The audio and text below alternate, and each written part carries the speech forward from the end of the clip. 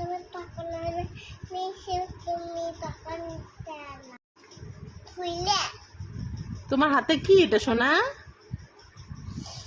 Surprise gift? হ্যাঁ দেখি কার জন্য গিফট এটা?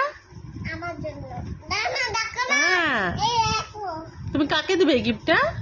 পাপাতে এটা কে?